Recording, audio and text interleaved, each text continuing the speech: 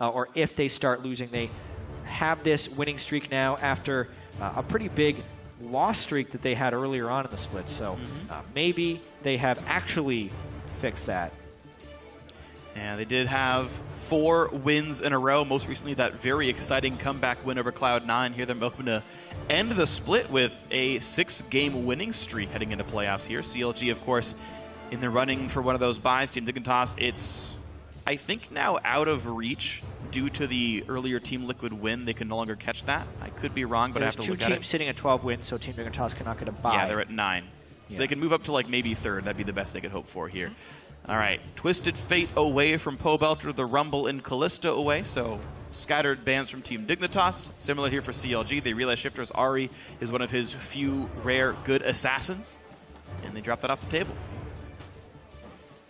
Hovering the Tahm Kench. Gamsu has played some of the less conventional top laners this split.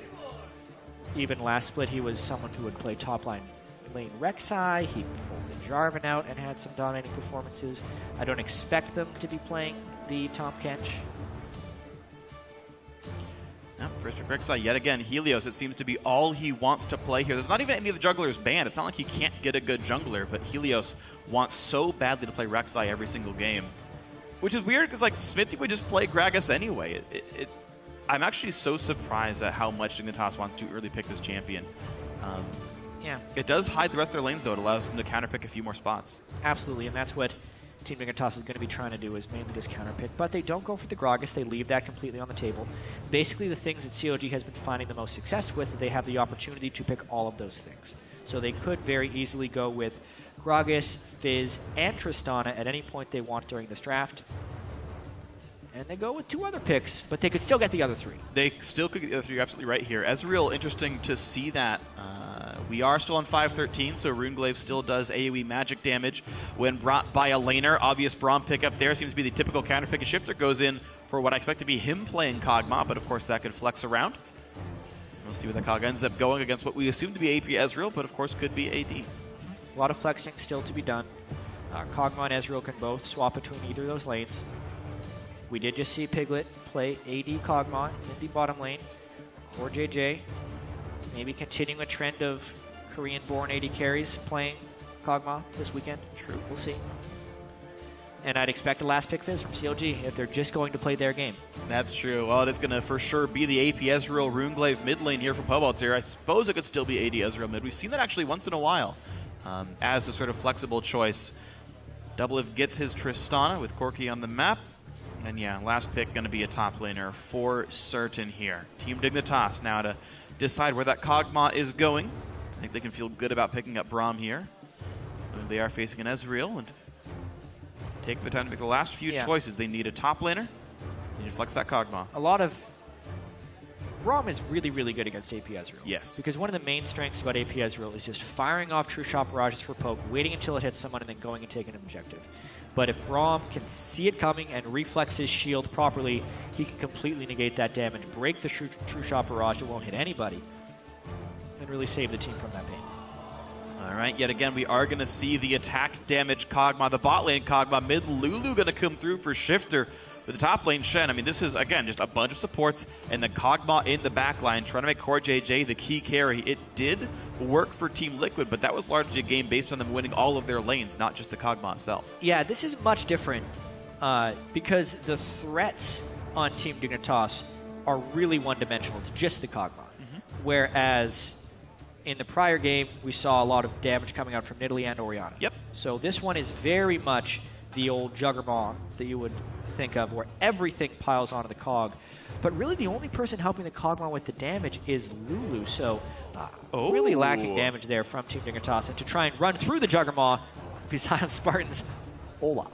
So, all right. Good luck with this one. Yeah, this is going to be fun. So Olaf top lane picked up here for Zion Spartan. We've seen him in the jungle a couple of times, but only once unsuccessfully over in North America. Now top lane Olaf is back. Yeah, I mean, it's one of those picks that's always been really deep in Zion Spartan's pockets. He's pulled it out very sparingly, at least once. It may have even been in a promotion tournament or the playoffs. I don't remember the exact game, but I remember seeing it. And he was crushing the lane with it. This is when no one was playing Olaf. We've seen Olaf jungle a little bit in the European LCS, but as far as the top lane Olaf, it is very, very uncommon. This instance, though, he's going to maybe try and use it to bust through the Jugger mods. Interesting. Shen is a low-pressure laner, so Olaf would be able to farm against him. Yeah. I want to see how Zion Spartan pulls this one off. It's actually weird to see what comp he was picked in. I mean, it's good against slows, of course, which, of course, there are many on the enemy team, but like he doesn't have a Lulu or a Karma or Norgot on the team. Yeah, he has no support from his teammates except for an Ezreal attack speed buff from his W, so... interesting choice. Typically see Olaf picked with hastes. Right, exactly. Yeah. And we'll see if that ends up biting Zion in the back here, but we'll see what happens. Of course, these are very good players, so while the teams load into the game, head over to Twitter and send hashtag DIG win or hashtag CLG win to let us know if the Olaf will lose or win respectively. We'll check your votes in just a few minutes here. But attempting for a playoff by Counter Logic Gaming, really want this one. Dignitas was looking for a better seed. Yep, and based on these team compositions, Core JJ has to go off in this one. Expect some defensive play by Team Dignitas early. They really have to split the lanes until they can get the Trinity Force onto Core JJ, and then they start forcing around objectives. For CLG, expect the lane swap game. Olaf is great in lane swapping situations. Trist also really wants those lane swaps. Did you know Olaf can full through the jungle without a potion? Yep. Pretty strong jungler. You're very, very low when you're doing so. Yeah, you're like really, at a third at all times. You're maximizing your attack speed by staying low in the jungle. They didn't even respawn when you full clear. I think you need Smite to do that, though. I suppose. Yeah, the machete actually has a lot of regen and stuff. Yeah. Zion fighting Gamsu. By the way, Zion's going to win this fight by a lot. Yeah. But doesn't want to overextend. If he goes much farther, he'd have to burn Ghost to get away from Rek'Sai. So, deals some damage, feels good about himself. They walk away. I am curious to see how much damage Zion Spartan builds. Typically out of the jungle, we see him build almost full tank. But since the last time we saw top lane Olaf be common, he got a lot more attack damage ratios and a lot more lifesteal. And I want to know if it's going to be that the old like 2012 full tank build or something more offensive. Yeah, specifically I'm expecting a fairly early Righteous Glory because he needs a way of getting himself into the fight. Once again, we normally see the Olaf with either a Sivir or a Lulu. Right. So... non-standard pick. Looks like the teams are kind of calling each other's lane swaps, though. Because no one got really deep wards, they mainly are just guessing at this. So there could be a mind game or a double mind game. Ends up both AD carries are on top lane. Yeah. Core JJ is alone. And he expects to be lane swapped on because he's setting up a freeze right here and not doing a camp rather. I do think that Dignitas' 2-on-2 would be slightly stronger here. Just Alistar, I believe, is a bit weak into Braum. Gamsu Helios double jungling in the bottom side here. The same for Zion and Smithy, and in fact they will be taking equivalent risks as they go through the jungle. Match lanes, Australian meta here. Doubleth and Aframu have fully shared the Krugs, and they're into lane. Core JJ's alone for now. And we'll soon explain the joke, the Australian meta, because everything's upside down. Well, I mean, yeah, but we've made the joke so many times before that I figure everyone knows it. I feel like we haven't used it in a long time. That's fair. It's been like the whole year. Maybe I just watch more OPL. Oh, Pobelter ignited at the very start. Shifter gets some decent damage down. He won't kill him outright, but I like getting the Ignite on cooldown early. Yeah, level 2 early from Shifter. Pobelter getting too greedy on the Ezreal, really just wanting to farm out those early lanes, but he gets himself pushed back early as possible recall. Wow, that's huge for Shifter. Definitely is. This is going to be all kinds of scary. And interestingly, Zion Spartan did not take enough jungle camps to get a ward for himself on his trek back to the lane, so also not a great amount of vision control. Could maybe be ganked later on by Gamsu and Helios without teleport.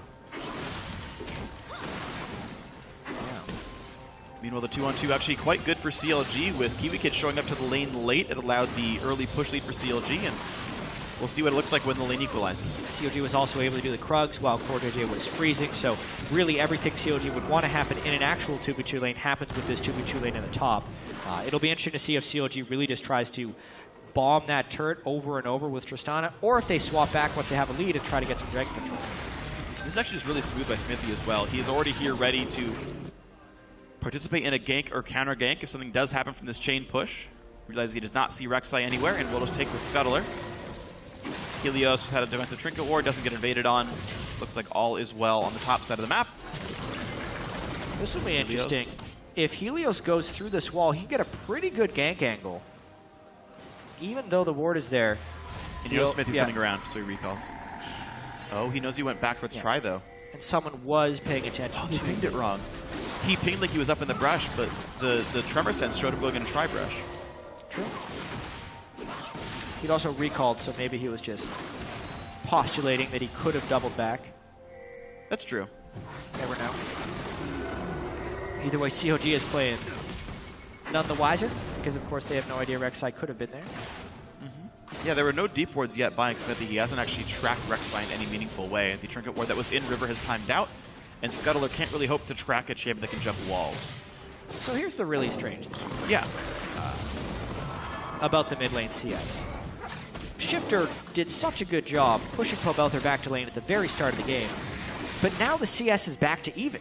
For the most part, it's a bigger wave on Pobelter's side, so he can get these CS at the turret. It's time and time again, Shifter has these opportunities to maximize his advantage, but he just seems to miss out on a little bit. He had a great move early, and he's missed a lot of CS since then. Yeah. Unfortunately, the attempts to harass Pobelter have denied Shifter a whole lot of gold there. Yeah, saw him miss the wave. So unfortunate stuff. CLG still pushing as hard as they can, and in fact, these guys doing a much better job. Plus 10 here, making it quite difficult for CoreJJ and Kiwi Kid to last hit. Kiwi just keeps getting harassed and can't set up the CS properly. Smithy being actually tracked under his turret very low here, and it will not be easy to recall away. But Helios won't press it, and he will get out. Meanwhile, top lane matchup is actually a little bit in Gamsu's favor. The top laners in the bottom lane. The solo laners. Side laners. Yeah. Is it winter for them over there? More Australian jokes? No, it looks pretty warm. Okay. Grass and stuff. Summer in Rift. All right, sure. I'll allow it. Thank you, chat. The commissioner of shoutcasting, Joshua Jat Leesman, has allowed the pun. Oh, Zion, though, goes for the trade. This could be all kinds of fun. Gamsu loses all his energy, and Zion misses the wave that he was trying to last hit, but he's still chasing. He's level 6, keep in mind, so there's not much Gamsu could run away with, but will not chase under the turret. Seems smart enough, and there's the lifesteal. Yeah, and thinking about this team comp, Zion Spartan's really going to be trying to push his advantage right here, maybe even prepping a dive. Maybe they can even go for this turret. Nice giant wave that Zion Spartan goes aggressive on. Meanwhile, he's going to jump forward after move. Only level 5 right here. Flash Naga comes through. Bromq needs to land. Flash the way. Bromq, it's double lift. He rocket jumps, does not get stunned just yet, and somehow no kills come through. But Shifter... Whoa, taking one for the team there, double lift, standing in front of the Bromq after Afro had burned his flash to make sure he couldn't come through on that one. And because of that trade, CLG is going to be able to get the bottom turret at their leisure. Yeah. Gamsu does not want to burn his teleport, even though he's soon to level 6. Accepts the turret will go down, and a small lead for Zion Spartan levels as well, and Smithy's still staying down here. Gamsu, I think, not respecting the fact that he's around slow. Lands forced to flash. Smithy not level 6. He's barely 5. Yeah, has to respect Helios. Jungler down a level, though Helios without flash, not going to get much done here. Yeah, and we know that Team Dignitas wants to play a lot of this early game. Somewhat passive. Also, it's not surprising that they dedicate their tanks, their ganks towards the Kog'Maw. It was just unsuccessful. It was a very nice stop there by CLG to prevent that gank, and a nice pressure gank by Smithy right after Zion Spartan to turn it on in order to force that turret. Now they still have the Trist, who is also more likely to get the turret than the Kog'Maw, so CLG is already starting to build on this turret lead. Absolutely. Double just got a BF sword for himself. These things are going to get just chunked down right now. The turret itself, the bottom lane one, worth 800 gold, but CLG, that's actually exactly the lead right here. The lane's roughly matched in overall farm. And the slow and steady pace does allow Dignitas, turret death aside, to scale up so far, not getting overwhelmed at this point yet. Yeah, CLG, more than any other team in the North American LCS, seems like they pick more for their specific lane matchups because they want to crush the early game. Oftentimes, CLG will fall prey to not having a very synergistic late game team composition, but something that almost always happens is they'll win the early game. They're good at the early game, and they pick champions for the early game. It's showing again right here. They have this strategy of being able to pressure both of the side lanes and split farm and mid and just grow an advantage, and that's what they're executing on right now. Yeah, and we'll see when the next turret does fall. Because right now, mid lane, of course, it's Not the best for Ezreal just yet. That's probably the one weak lane that CLG's even picked, but that's all right for them because they've got this Olaf, this Tristana, who are doing so very well. Shifter again, looking for the trade, dodge the skill shots, waits in the Glitter Lance, gets a chunk of damage done. Poor Hello, Belter Helios. here. He just steals it right from under xMithy's face. Yeah, Helios cosplaying a chin here. We're going to get jumped on by 4 members, maybe a bit too aggressive. Explodes, the red buff goes back to xMithy. Zoom, zoom. Ezreal comes by, tags 2, the chase still on. Actually, the ulti ends just before the stun goes in, but there's a rocket jump in. Kiwi Kid's got nowhere to go in this one. 150 health on him. Gets the Lulu ulti, but the Q lands.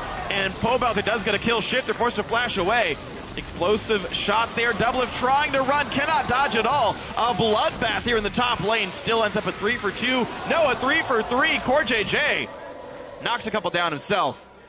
So that started out looking like it was going to be a disaster for Team Dignitas, but they pick up 3 kills on the backside of that fight, and critically, CoreJJ gets a kill plus gets to farm afterwards. That's actually a pretty good deal for Team Dignitas since they now have the pressure advantage afterwards. Not going to take advantage of it either. But both kills going over to 2 kills going over to xMithy early on in that. Not the greatest kill distribution for CLG.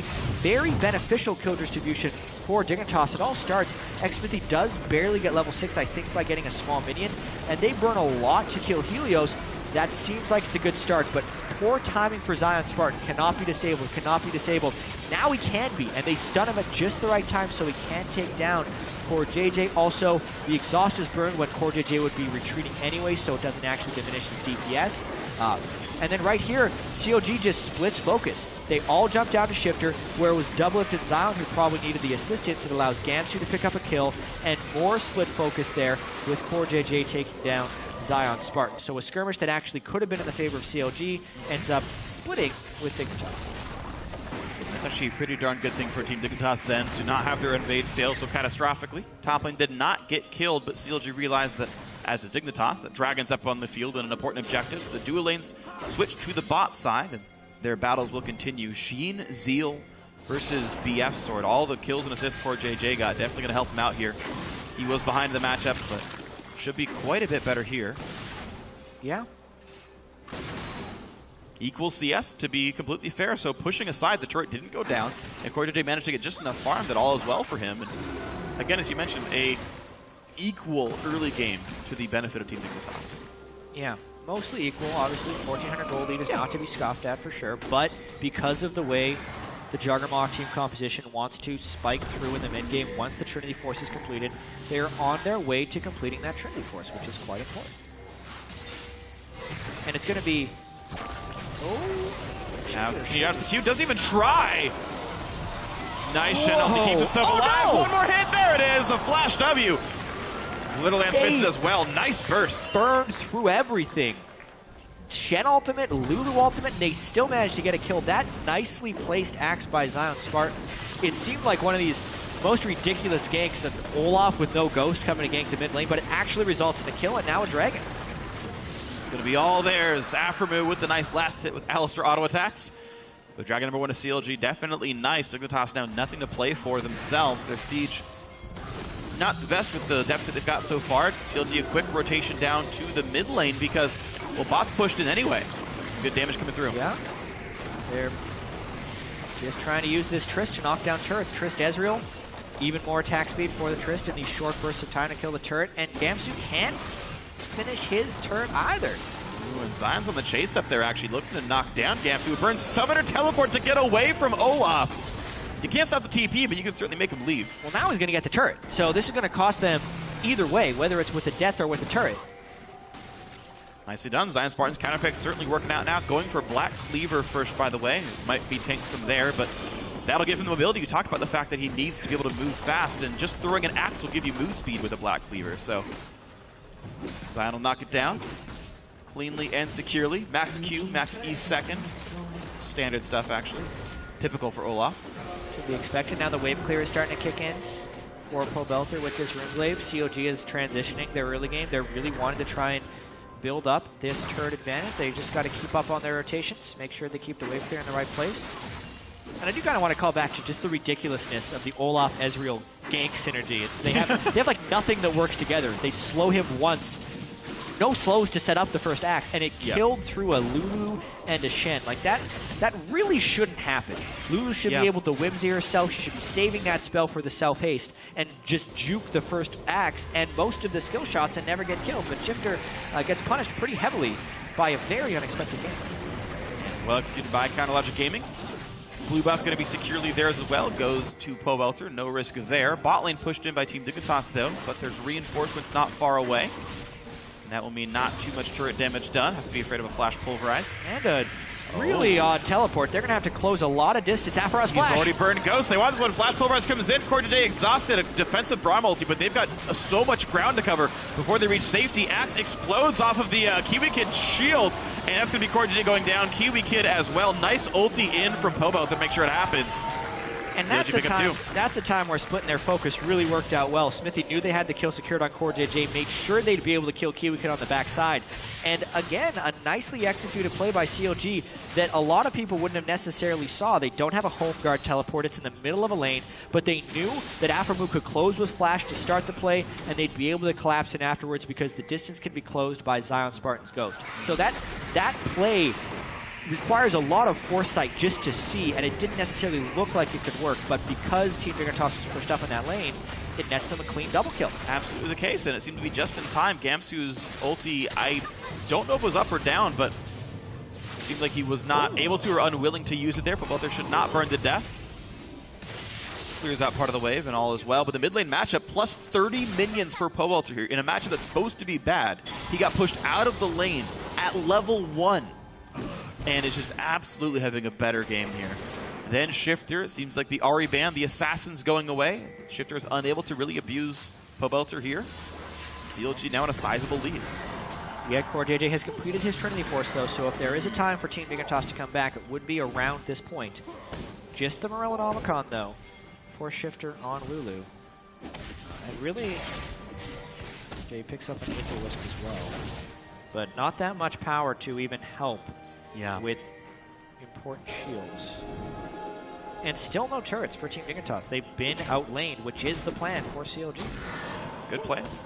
Yeah, good plan. Just outlane. Just win the early game, don't let them do anything, and then find really strong ganks. So far, so good. Zion Spartan going to score Core JJ. He has no flash. Good luck with this one. Whiffs a couple auto attacks, actually. Auto attack reset himself twice. Ulti on to run away. They interrupted Gamsu on the other side. They might be going for a kill. Oh, goodbye. Goodbye. He is dead. Devil gets the kill. 7-3 in this one. Zion Spartan is now going to get dived, though, and that's no chance at all for him. Core JJ does get the kill, his second of the game. Bot lane Outer will take some severe damage, but CLG will knock down top. Yeah, I wonder how long CLG can push this, because if Team Dignitas commits to either the mid lane or the bottom lane push, they would actually sacrifice an inhibitor turret, so despite the death from Zion Spartan, they might not get anything out of it. I don't know if Core JJ Recon is going to mean anything anyway. This turret's going to be down no matter what. Jungler, mid laner, and support all heading up. CLG. Dangerous. They want to finish it so badly. All right, the Kog'Maw's around, but the Kog'Maw's not going to do anything in this fight whatsoever. Oh, TP comes in. Gamsu wants the flank. The double slow comes onto Aphromoo. CLG's outnumbered. Aphro has the ulti, though. He can tank this forever. Pops it. He's going to run backwards. Forever is one thing. Actually, it's about 6 seconds. Gamsu lands the stun. The taunt double knockup comes through for Braum. Double's going to go down. Shifter gets the kill. They knocked out Aphro as well. Rush Hour going to have no sequel for a while now. And Team Dignitas able to push CLG out, and yet again we see that deep TP to catch the flank, to catch the kill in the dual lane. Yeah, all things considered, probably worth for CLG to pick up the extra 2 turrets, especially that they've now exposed an inhibitor 18 minutes into the game, and also didn't suffer any turret kills of their own, only because of that aggressive play where Team Dignitas forced back. Nice job by Team Dignitas to pick up 2 kills. Even better that Core JJ is now sitting on 3, so he's the guy who needs to power up. If we look at this one more time, nice. Really jumping in to get the vision and knocking that one away. Honestly, if the whole plan, though, was to actually kill the turrets, get that guy out of there. The kill is better for the gold, obviously. Unfortunately, Zion Spartan died on the other side. But now, no ultimate on Aphro. He's... Yeah, Dragon's up, so you're right. Low tank stats, Trinity Force, plenty fine for Core JJ here. This would be the moment, right? They're grouping with the Trinity Force Kog'Maw and the Lulu. But honestly, they don't have that much buffing the Kog'Maw to make him a tremendous damage threat. The Sunfire Cape, if anything, is actually pretty strong for Gamsu. It'll be interesting to see if they can split focus on this fight properly. That is CLG to disrupt this. Doublelift is actually pushing mid. I wonder if they give this up. Team Yeah. makes a different call. Now they go in. They can try for the steal here. Smithy has done it before. He looks Nice for block. it, gets the smite. Nicely done pickup there. He just didn't even smite at all himself. Smithy though close to it. One more ult will do it. Gonna land the tag. No, it's not enough damage. And here's the engage. Afro knocks up 4. He's in the middle of that team. Pops the ulti. Bunch of damage comes through. 2 picked up already. Shifter and Core JJ the next in line. There's the 3rd. Here comes the 4th. Bunny hops everywhere. And a double kill for both the top laner and AD carry of CLG. That did not go well for Team Dignitas. Not only was the Dragons smote away, but they also go down 4 for 0. Even though Kiwi Kid put up the proper block for the Ezreal ultimate. So one nice move there by Team Dignitas getting the block, but the rest of the fight was just dominated by CLG. Amazing reinitiation by Afro. I think he got a 4-man pulverize in the middle of that, which comboed just so well with Zion Spartan running in there, somehow being effective without any extra hastes on a damage-heavy Olaf. Yeah, Hexbreaker second, also nice stuff here. So a ton of attack damage for him, enough take stats, I suppose. It's a Gnar type build, essentially. And yeah, so far that's working here. Top lane turret goes down unassisted, so only 625. Yeah, one nice thing about the Black Cleaver is the Olaf axe flying through will also shred, so Trist can do more damage. So he gets the shred very early on. Look at the giant group. First disengage, but then Team Dignitas wants to keep fighting. One of the problems here is the only real damage dealer is that Kog'Maw, but he's really not that powerful yet. 4-man flash pulverize. They get Core JJ into a place where he can't really deal maximum DPS. He has to kite back while in the middle of this fight. The rest of Team Dignitas is picked off because CLG has a multitude of threats, and the threat has been shut down on the side of Team Dignitas. Really nice fight, and cannot quite steal away the lead. Happy stuff for Pobelter here. Helios just whizzing around of the wings then. 2 dragons to 0, 6 turrets to 1, and 11 kills to 6. We're at almost a 9,000 gold lead for Counter Logic Gaming at only 21 minutes. An absolutely massive lead for the guys in red. Helios. There's the setup, there's the knockup. One more Q will do it. Nice pickup. Somehow Afro once again takes the kill away. I think Trample got it. Probably. His passive on Alistair. It's unfortunate Pobelter could get that kill. Oh, who got that blue? Shifter got that blue. All right. Nice pickup there. All right. Going for Luden's Echo second himself, so that will increase his damage a bit. You mentioned that it had to be Kog'Maw doing a lot of the heavy lifting, but a fairly held down Kog'Maw. We've already got 2 items on Trist. Kog still waiting on his last Whisper, so a low damage Kog'Maw. Interesting how they actually put the Righteous Glory onto the Gragas, because Afro has been able to pick up a locket. He missed his WQ combo. Oh, a taunt though. Smithy start. taking a fair bit of damage here. This might be an okay fight. Mid lane turret goes down. Smithy taking what he can. After pops the ulti, knocks him in. Goodbye, Helios. Double gets the kill. Small chase for Zion Spartan. Can't go too much farther though. Pops the ulti to get away. CLG in a 5v4 still have some time to push. Their big damage dealers are alive. The backline is here. The double marksman. Kiwi Kid nearly goes down. He can't knock the turret down in time to make him blow up. Yeah, I mean, this is actually a 10,000 gold lead by 22 minutes, so that's why the fight could start so badly for CLG, but still have them come out ahead. Oh, big play by Shifter, and Afro has no ulti, so this could be a good chase down, but Gamsu out of energy. Shifter's going to whimsy up soon, looks for the Q, does land Nice a slow to Zion Spartan. There comes Smithy, though, a big play, a knockup from Lulu ulti. Still the damage comes through, they trade back on a double lift, and a big fight comes in. Core JJ just jumped on by Zion Spartan. Easy to for this one, going to wait on the concussive blows. After re-slowed, though, and Gamsu still making work in the front line. Helios has come back as well. And out goes Smithy. It's actually a decent fight on the backside, but their base still dying. Bloody fight for sure. Nice job for Shifter to get that kill, but yeah, their base is completely broken into 8 turrets by 23 minutes. A miraculous amount of turret destruction by CLG. Playing towards their strategy. Superior lanes, Trist. This is one of the big reasons they prioritize Trist so heavily. Yeah.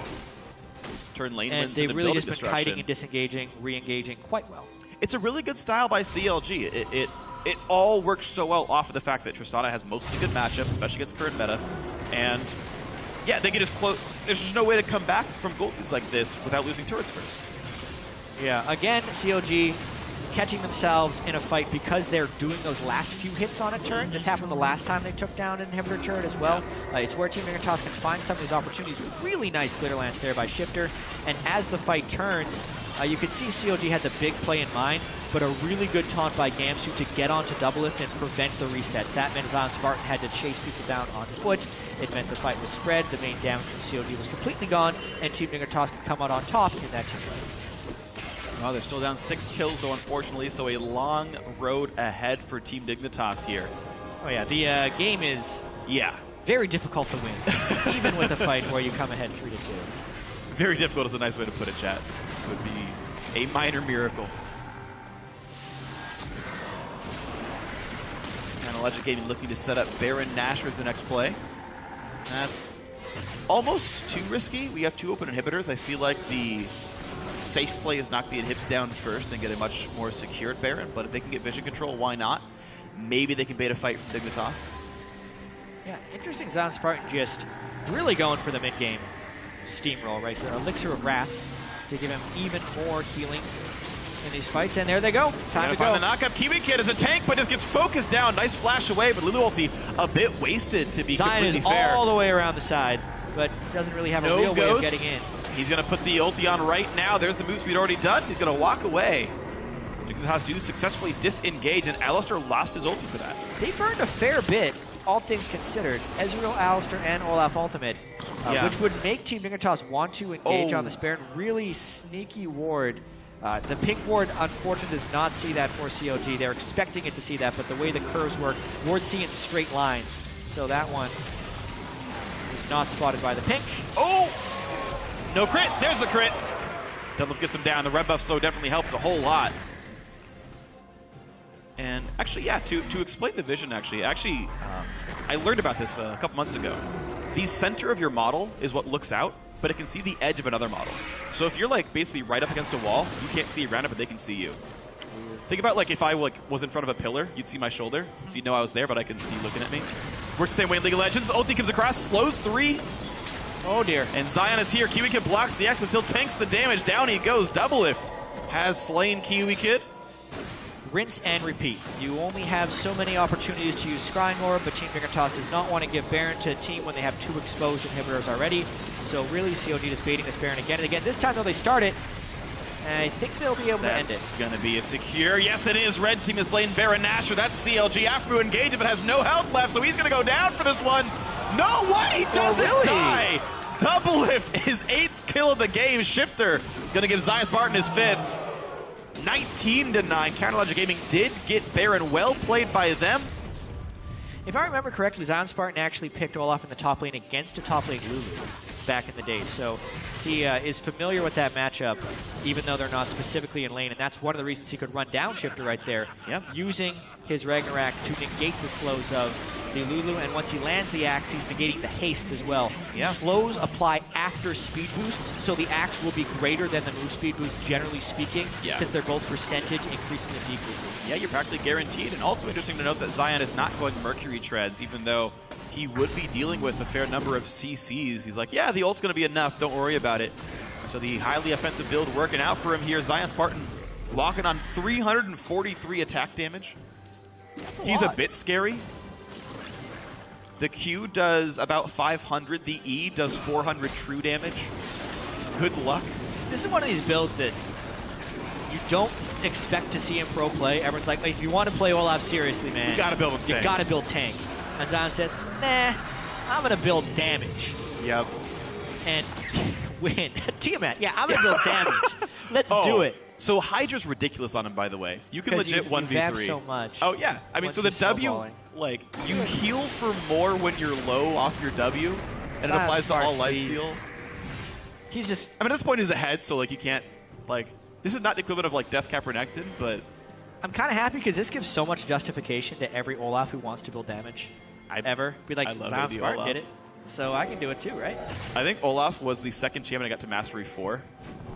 Building only attack damage items from the jungle. Good lord. 370 attack damage. Still sitting on his Elixir of Wrath because he's been resetting it. But he's squishy. Let's see if he turns it around. Helios said, half health! Oh, man! Double it from downtown! Says, thank you very much. His 9th kill of the game, and CLG ready to push on into this one. Bottom inhibitor turret laid bare. The 2 already dead. There's all 3. And here comes the game-winning push. Sub 30 minutes. We have seen so many fast games in North America. CLG joining the club here in week 9. And they are going to keep pace with Team Liquid. The hopes of a first round bye in the playoffs are still alive for Counter Logic Gaming. There's the winner for Team Dignitas. That's how they had to do it. To be fair, I feel like full 80 Olaf only works when you're tremendously far ahead from the opponent, but when you are, it works very well. The rest of CLG, though, this is the way they kind of have to win. If this was a really slow-paced 40-minute game where they're not forcing ganks or objectives, they probably could have lost based on the team compositions, right? Sure. Zion Spartan really had no other synergies with Olaf outside of just winning his lane and snowballing out of control, but they were able to do that. And when CLG is at their best, that is how they win. And that's how they won in regular season in the North American LCS. Now it will all be about having confidence in themselves as they transition this to the very end of the regular season and into playoffs, because it has not been a style that has ever worked in the playoffs, but CLG is going to give it a go this year. Yeah, well, CLG showing that they can beat a playoff team with this style, and convincingly so. Yeah, this very well could be the first round playoff matchup. Yeah. If CLG ends up with the 3rd seed and Team Dignitas the 6th. And that does seem to be a likely scenario here. Keep in mind, Team Liquid 2-0, I believe, against Counter Logic Gaming on the split overall. No, sorry, 1-1. I take that back. So yeah, we may even have the head-to-head tiebreaker. CLG's last game this week is up against Team 8, a game you expect them to win, and a team we just saw Team Liquid play and defeat. So could be the setup, the preview of what these matchups could be. That'll be a very interesting one if it comes to it later on. Doublelift got to be happy about that one. Played aggressively in his lane, had enough ward control to not get punished. They had one scary gank that they mechanically played properly. CLG evaded a Helios gank. Good play by them to get away with it. And the aggressive play worked out. CLG, a team about winning their lanes and pushing off of that, and they get a bunch of quick wins in a row because of it. Again, their early game and their lane swapping ability is really strong. Just early game rotations, ability to take turrets. That wasn't even a lane swap situation, but it's because they were able to just pressure early on in the game. Very good pressure game by CLG in the North American LCS. And Pobelter, despite getting pushed out of lane level 1, made a terrific recovery. 2-1-11.